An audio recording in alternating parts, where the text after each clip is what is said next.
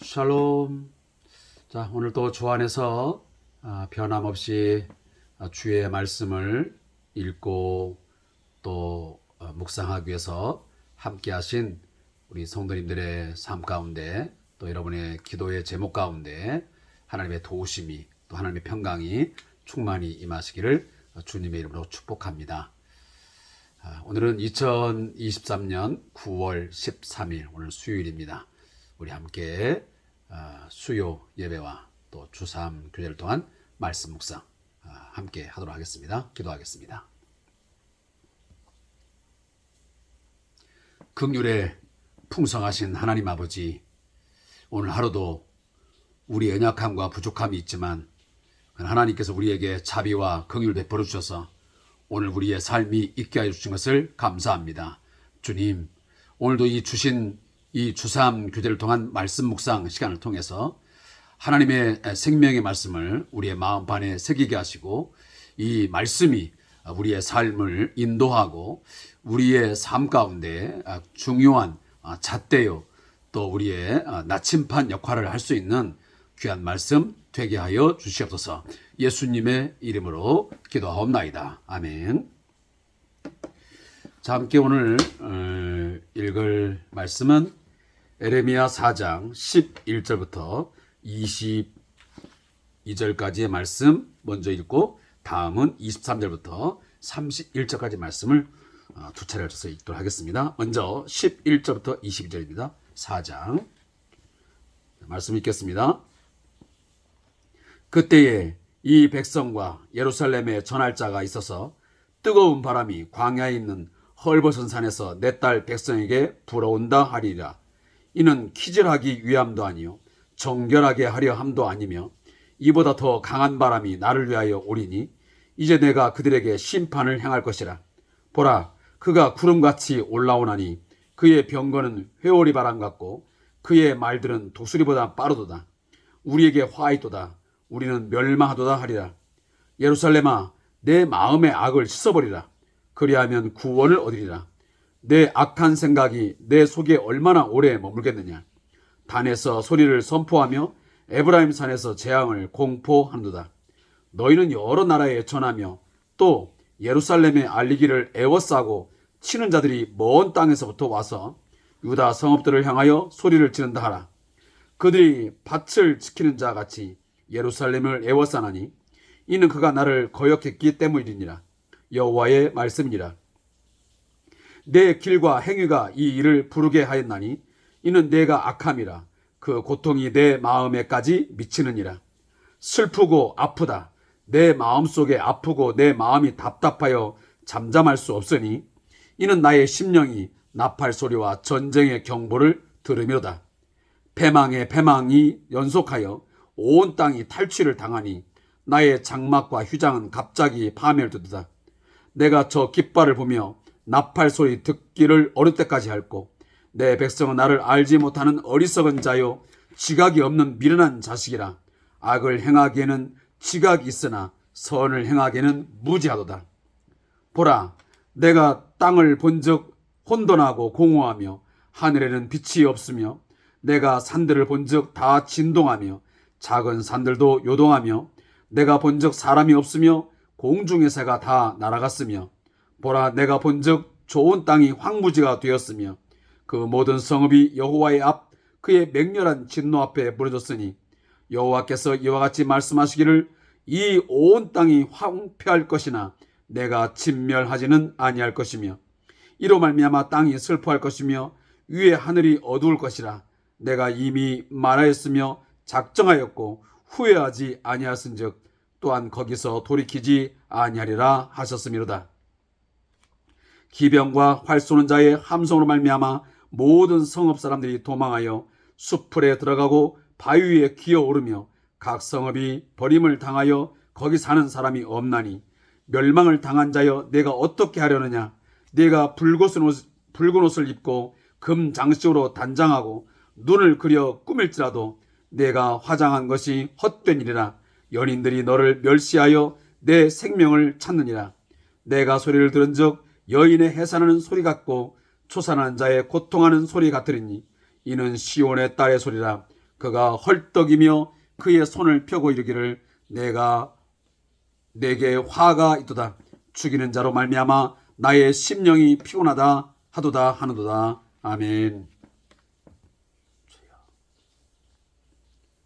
자, 먼저 4장 11절부터 20절의 말씀의 제목은 슬프고 아픈 심판입니다. 자, 이 말씀에 대한 본문에 요약된 내용들을 제가 주3 교재에 있는 내용을 중심으로 해서 조금 풀어서 해석을 한번 해보겠습니다. 에레미야 선지자는 북방에서 대적들이 병거를 이끌고 회오리 바람 같고 독수리같이 강하고 빠르게 쳐들어 온다는 소식을 전하게 됩니다. 이제 일촉즉발의 상황에서 구원의 희망은 마음의 악을 씻어버리는 것임에 틀림이 없습니다. 에레미야는 이러한 현실 앞에서 슬프고 아프다고 탄식하고 하나님은 이스라엘의 백성의 무지함을 한탄하십니다. 사랑하는 성도 여러분, 제가 이 에레미야서를 계속적으로 묵상하는 가운데 어떤 시대적 배경, 당시의 어떤 정치적 여러 가지 상황들을 종종 언급을 하게 됩니다. 그 이유가 있습니다. 여러분, 성경을 묵상할 때에 하나님 말씀을 묵상할 때에 단순히 어떤 문자적인 내용만을 가지고 묵상하기에는 그 본래의 어떤 의미, 어떤 그 말씀의 어떤 목적들을 우리가 온전하게 파악하기가 매우 어렵습니다. 자칫 잘못하게 되면 본문의 메시지의 중심 내용과는 동떨어진 그런 내용들을 가지고 우리가 묵상할 수 있기 때문입니다. 물론 그 말씀 자체가 은혜로운 말씀이고 합당한 말씀이 되겠지만, 그러나 우리에게 중심은 뭐냐면 그 당시의 시대적인 어떤 상황들을 먼저 1차적으로 우리가 파악하고 그 시대적 상황 속에서 이 말씀이 왜 주어졌으며 이 말씀이 그 당시의 사람들에게 어떠한 것을 중점적으로 말하고 있는지 그 의미를 먼저 우리가 파악하고 해석해 내야 합니다. 그리고 나서 오늘 21세기에 우리의 삶에 어떠한 유사점이 있으며 또 어떤 점에서는 그 의미가 다른 것인지를 우리가 분별할 필요가 있습니다. 그러하기에 제가 성경은 반드시 당시의 사회적, 문화적, 정치적, 군사적, 또 국제적인 여러 가지의 정황들, 그런 배경들을 파악을 하는 것이 우선되어져야만 합니다. 그래서 오늘 이 에레미야서도 그러한 제가 방향성에서 말씀을 묵상할 때 그 내용을 자주 반복을 하는 것입니다. 다시 한번 반복하지만 에레미야서는 북쪽 이스라엘에게 전파된 메시지가 아니고 남유다의 지도자들과 백성들에게 선포되었던 말씀입니다.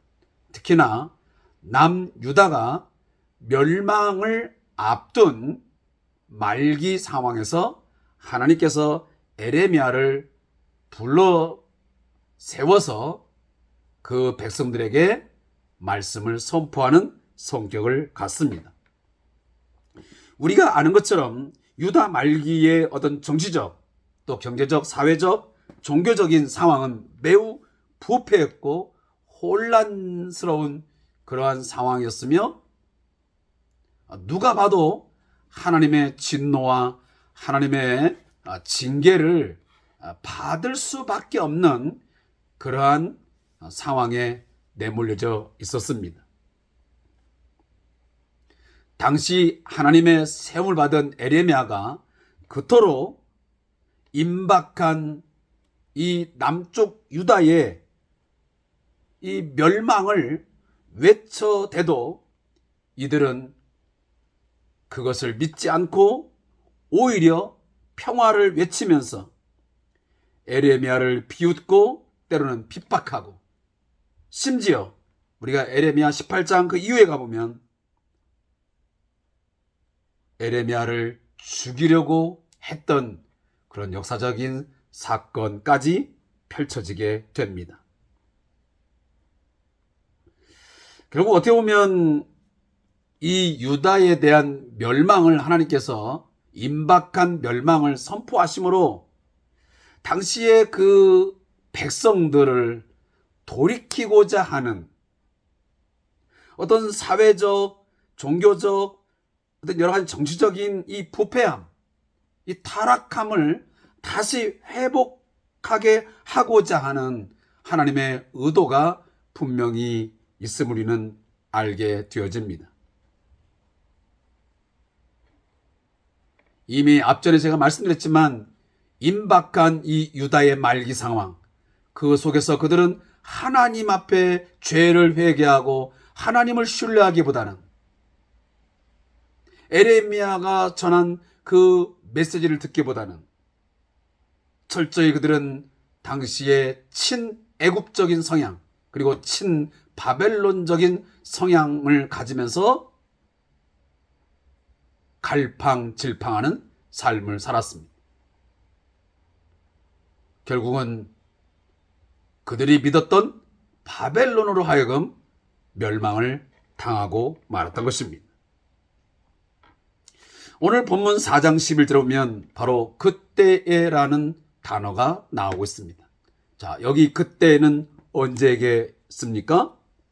우리가 앞전에 이미 4장 5절에서 10절 말씀의 내용을 통해서 파악했지만 하나님은 북방에서 오는 큰 재난이 있을 것을 예언해 주셨습니다. 결국은 예루살렘과 유다가 이 북방에서 오는 큰 세력으로 하여금 멸망을 하게 된다는 사실을 인지시켰습니다. 이제 곧 그들이 침략을 해오는 그때에 이 백성과 예루살렘에 전할 자가 있어서 뜨거운 바람이 광야에 있는 헐벗은 산에서 내 딸 백성에게 불어온다 하리라. 하나님께서 세워주신 한 사람, 이 에레미야 선자를 통해서 저 북방에서 강한 이제 이 뜨거운 바람, 우리가 아는 것처럼 당시의 이 고대 이 근동사회 속에서 이 시로코라고 하는 사막바람이 있습니다. 시로코라고 하는 이 시로코라는 사막바람이 한번 불어버리면 굉장히 뜨겁고 건조해서 모든 것을 다 말라버립니다. 저도 그러한 이제 영상을 본 적이 있습니다. 제가 얼마 전 이스라엘에서 오랫동안 생활하신 우리 교수님을 통해서 그 실상들을 또 영상을 통해서 보여주셔서 그것들을 제가 본 기억이 납니다. 그 뜨거운 사막에서의 바람이 불면 모든 풀과 그리고 식물들이 바짝 말라버리는 그런 상황이 있는 것을 제가 간접적으로나 본 기억이 납니다. 이처럼 북방에서 쳐들어오는 이 바벨론의 세력으로 하여금 남유다, 이 예루살렘이 완전히 초토화, 다시 말하면 그토록 기름지고 비옥한 땅이 완전히 건조한 땅, 그 어떤 풀도 어떤 농사도 전혀 지을 수 없는 그런 땅으로 변할 것을 하나님께서 오늘도 말씀하십니다.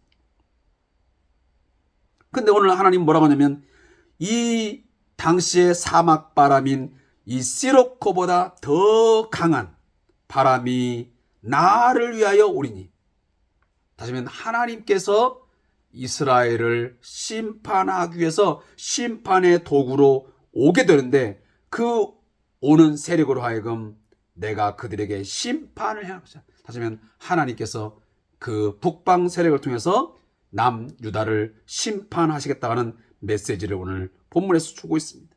근데 그 북방 세력이 얼마나 강하고 빠르게 닥쳐오는지 오늘 본문에서 회오리 바람 같고 그의 말들은 독수리보다 빠르다. 이 바벨론의 기병 부대가 쳐들어오고 그리고 그 병거가 쳐들어오는데 회오리 바람처럼 아주 강하고 그리고 독수리같이 강하고 빠르게 침략을 해 들어온다고 오늘 본문에서 말씀합니다. 그래서 이제 그것들로 하여금 화이도다. 우리에게 화가 있다. 그래서 본문에서 예루살렘아 내 마음의 악을 씻어버리라. 그리하면 구원을 드리라. 너희들이 이 하나님의 이 진노의 심판에서 구원 얻을 수 있는 유일한 방법은 뭐냐면 내 마음의 악을 씻어버리는 것이다. 단순히 외적인 제사 행위를 한다 그래서 어떤 절기를 지키고 동물 제사를 드린다고 해서 너희들이 지금 이 진노에서 구원받는 것이 아니고 철저하게 내 마음의 악을 씻어버려야 된다.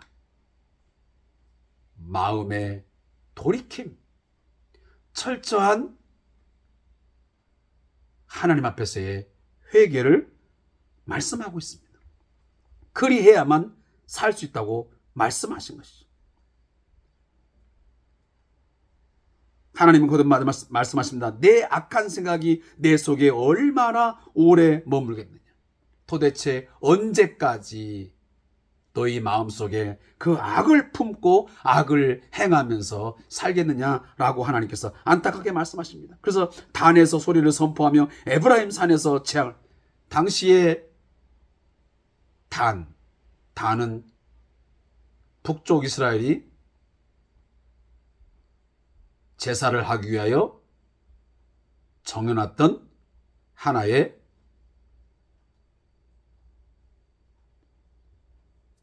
제사 장소로 지정됐던 곳입니다. 그래서 그들은 단과 베델에다가 하나님 앞에 제사를 한다고 거기다가 전을 세워놨던 거죠.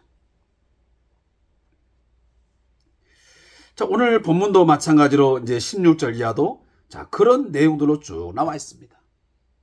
근데 문제는 오늘 17절 말씀입니다.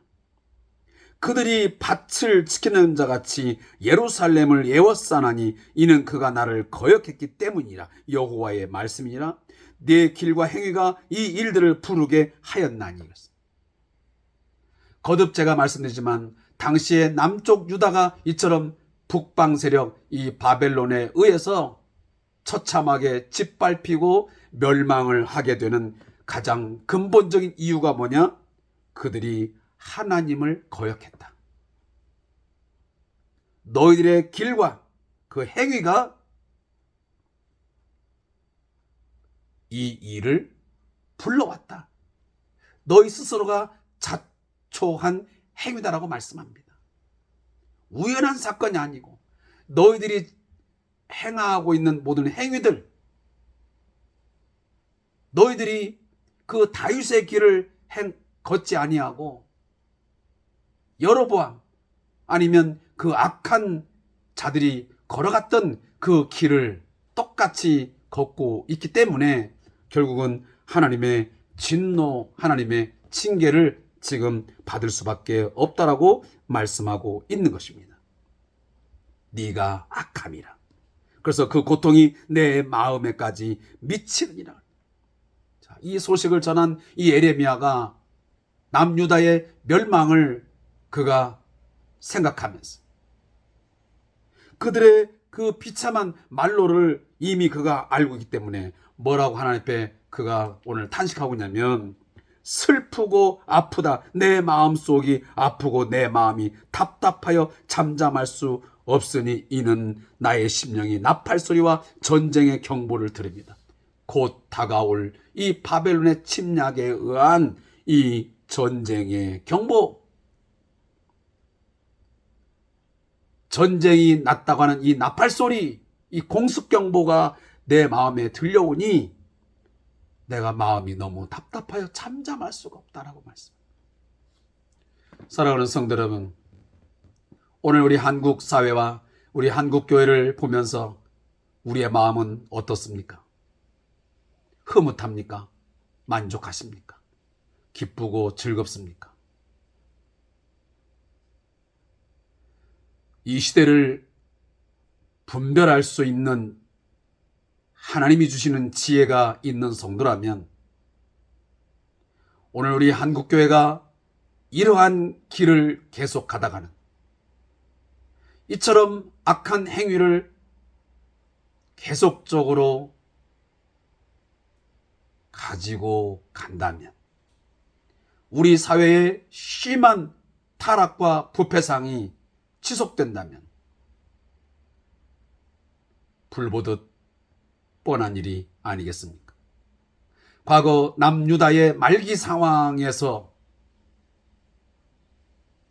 에레미야가 그 모든 상황들을 예지하고 그가 슬프고 마음 아프다고 하면서 내가 너무도 마음이 답답하여 잠잠할 수 없다고 했던 그 심정이 오늘 우리의 심정이 되어야 하지 않겠습니까?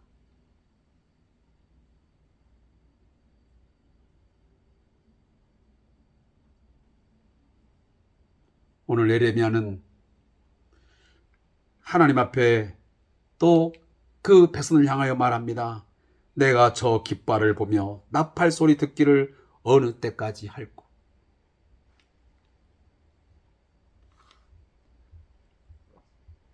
선지자가 탄식하고 있는 것입니다.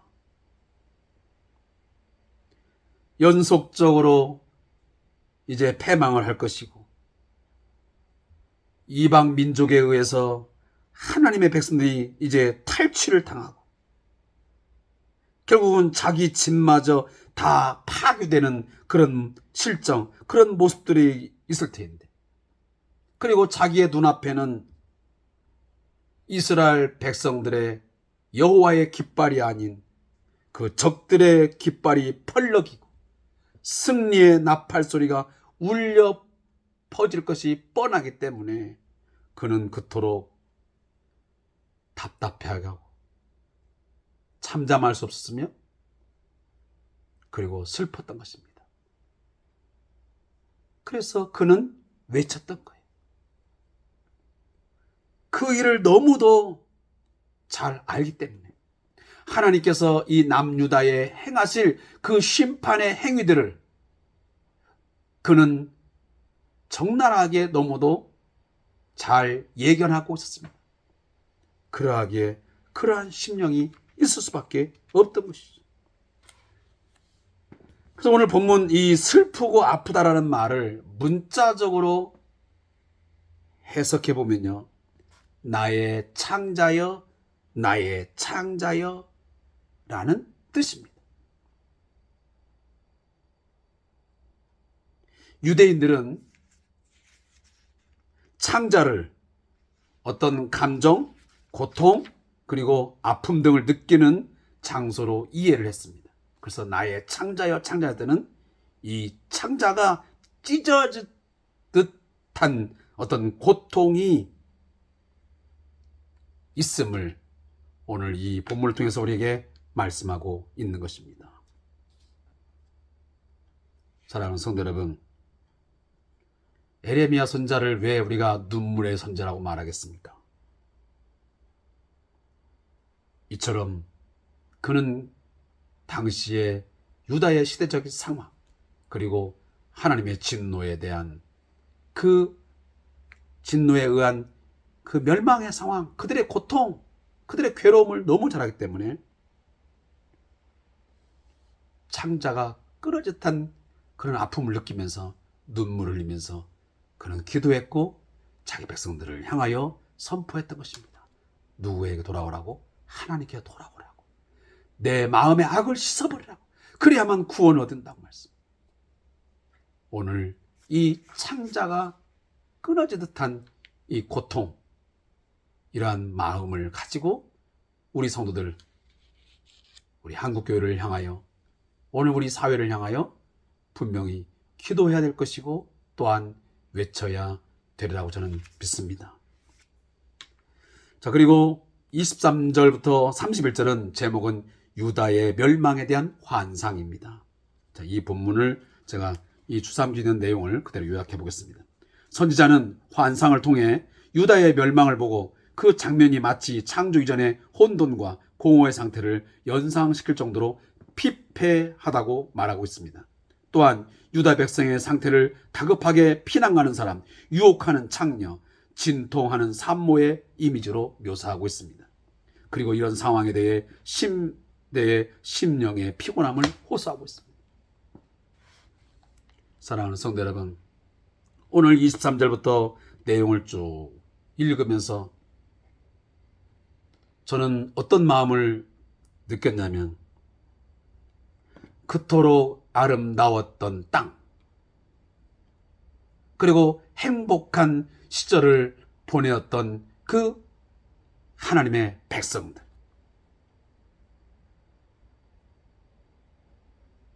그것은 한낱 이제는 추억으로 남을 수밖에 없는 상황에 이르렀습니다.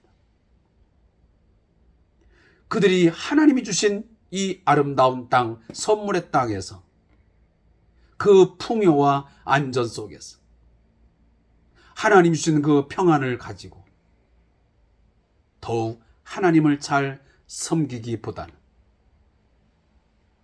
더 큰 욕심, 욕망에 빠져서 인간의 탐심에 눈이 어두워서 그들은 하나님을 저버렸고, 그들은 여호와의 말씀보다는 이방 신들이 주는 어떤 교훈들, 거짓 선자들이 주는 어떤 교훈들에 집착하여 살았던 것입니다.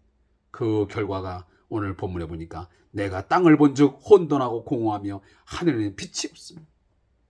이게 어떤 상황입니까? 바로 창세기 1장에 나오는 상황입니다.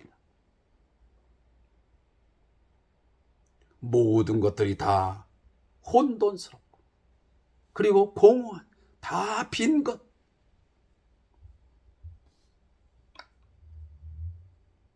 하나님이 세상을 창조하시기 이전의 상태를 연상시키는 구절입니다. 그래서 유다가 멸망당할 그 모습이 창조 이전의 혼돈과 공허의 상태와 비교될 만큼 참혹하다라고 오늘 본문에서 말하고 있는 것입니다. 하나님께서 보시기에 심히 좋았더라고 하는 그 모습이 이제 사라져버리게 된 것입니다. 인간 스스로 죄로 인해서 세상을 스스로 파괴시켜버리게 된 것입니다. 오늘 우리 세상이 그렇게 되어 있지 않습니까? 그러나 우리가 하나님 앞에 감사한 것은 이처럼 황폐화되어지고 정말 참혹한 상황에 이르지만 오늘 본문 27절 마지막에 보니까 내가 진멸하지는 아니할 것이며 그렇습니다. 진멸하지는 않겠다고 하나님 말씀하십니다. 완전히 다 초토화시켜서 정말 다시는 희망이 없는 절망적인 상황까지는 내몰지 않겠다고 하나님 말씀하십니다. 이것이 하나님의 은혜인 것입니다. 우리가 죄로 말미암아 우리의 악함으로 인해서 우리의 악한 행위 때문에 때로는 우리가 진노를 받고 하나님 앞에 우리가 매를 맞는 경우도 있지만, 그러나 하나님은 진노 중에라도 자기 백성에게는 긍휼을 베풀어줘서 돌아오도록 하시고 그리고 진멸하지는 아니한다는 것입니다.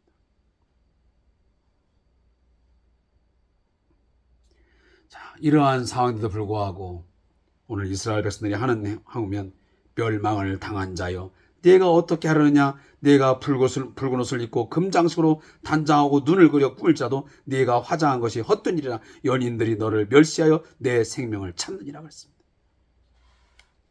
지금 유다는 곧 멸망할 터인데 자신들의 처지가 지금 어떻게 되어 있는지 전혀 아랑곳 없이 어떤 한 여인이 잘 보이려고 금 장식으로 몸을 치장하고 화장을 하는 여인 혹은 창녀처럼 외모를 꾸미는데 누군가에게 자랑을 하기 위해서 뭔가 보여주기식 하기 위해서 급급한 거예요. 그렇게 해서 강대국들에게 잘 보이려 애쓰는 거죠.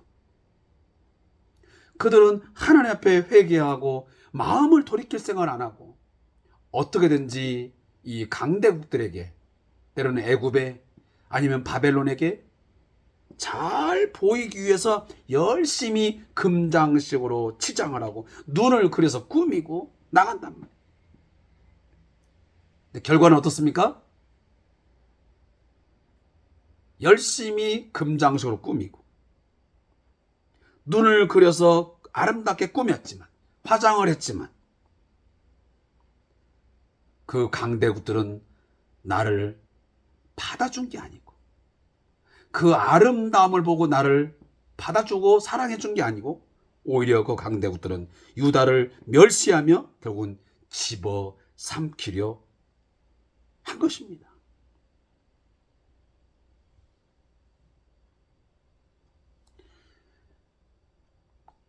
그러면서 하나님은 마지막 모습을 하면 내가 목소리를 들은즉 여인의 해상하는 소리 같고 초산하는 자의 고통 소리 같으니 이는 시온의 딸의 소리라. 그가 헐떡이며 그 손을 펴고 이르기를 내가 내게 화가 있도다 죽이는 자로 말미암아 나의 심령이 피곤하다. 그래서 선지자는 곧 멸망의 상황에서 이스라엘 백성들이 그 울부짖는 그 신음하는 소리를 어디에 지금 비유하고 있냐면